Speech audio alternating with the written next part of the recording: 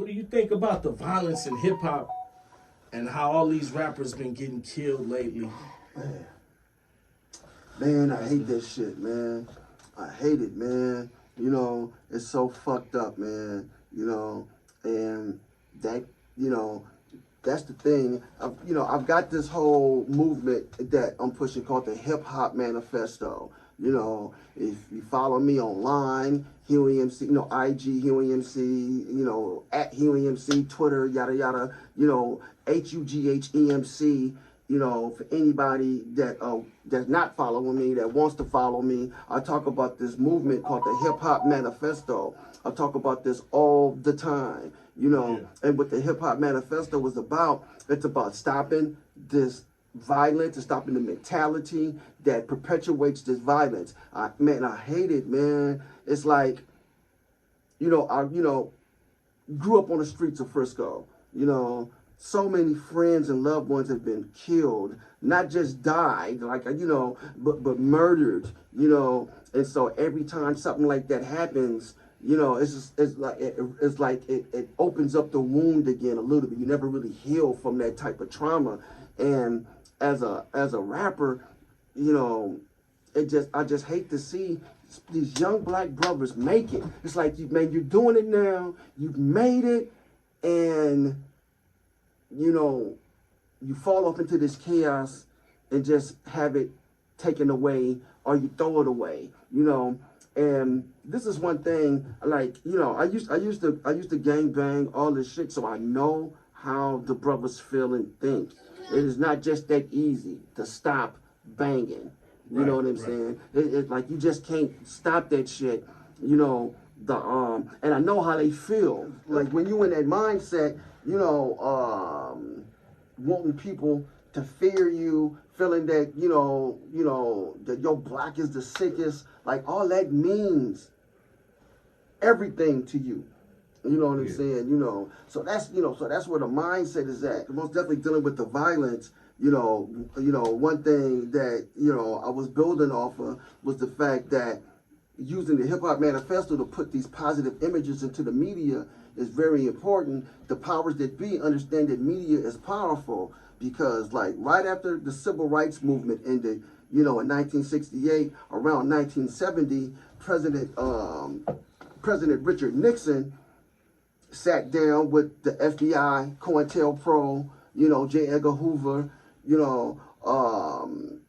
and you can find this on the internet. Richard Nixon says that the problem is really the blacks. Actually, he says the blacks and the hippies. Because remember around this time you had the Black Panthers, you had the hippie movement, free love, and all this. So he was like, the problem is really the blacks and the hippies, but we need to create a system that recognizes this, but without seeming to do so. So I'm not surprised when I always run into these, these people, especially these white conservatives, and some of these, these lost black people that think racism doesn't exist, because back in the 70s, Nixon is quoted as saying this: we need to develop a system that recognizes that the blacks are the problem. So we're gonna create a system that addresses this, but not seeming to do so. You know what I'm saying? So and he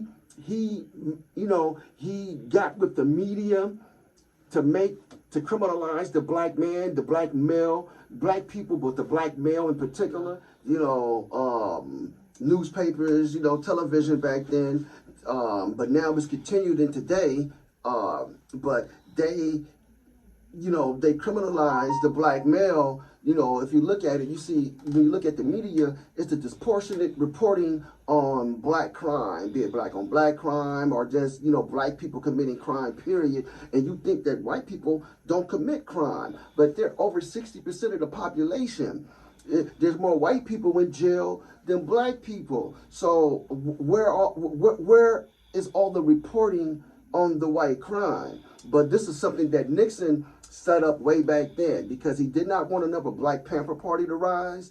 If you look into the whole COINTEL program, it's all about it's all about the anti-black messiah program, making sure that a black messiah doesn't rise. And that's deep, man. The government wrote papers that actually said this. So when you look at that, man, when you hear like the Nation of Islam calling white people devils and all, that's like, man, it's like when the government writes this stuff, it's like they basically telling you the wickedness of their ideology, man. Real talk, but real talk. That's what the Hip Hop Manifesto was all about, man. That's so I say that's one of the things. Just educating our people. Educating the masses. Pushing out positive messages and everything. Yeah. Yes, sir. Dope. So what other projects you got out right now? Well, right now, you could go get the Bay Area Originators double LP, 33 slaps for $9.99. I mean, you're going to love it. The Bay Area Originators, Hugh E MC, DJ X1. I got some dope slaps up on there, man. Got Forte, Tay, Equipto. I got a lot of dope features up on there, but then the music is dope. So the Bay Area Originators, man, get up on that, most definitely. Okay, and that's on all streaming platforms? All streaming platforms, you know what I'm saying? Amazon, iTunes, of course, you can still buy the classics, you know what I'm saying? Keep a Bitch Bro, Gangstamatic and all that, just type in Hugh E MC, we pushing with it, man, but this new Hip Hop Manifesto, it'll be out February, March, man. Dope shit. It's gonna be dope. Dope. Okay, I got the finishing question. How would you like to be remembered? Man, as a man for the people, as somebody that cared about his people, that actually did something to change his community for the better, and as a teacher, you know what I'm saying, as a wise man and a teacher, man, that's what I love doing, man. Educating the masses, man. Educating my people, Right. That's dope. That was an awesome interview, man. And much success to you. I'm slapping your stuff. I want to hear that new stuff. Yes, sir. Man, I appreciate the interview. And we about to come back with some more stuff for y'all. Yo, peace.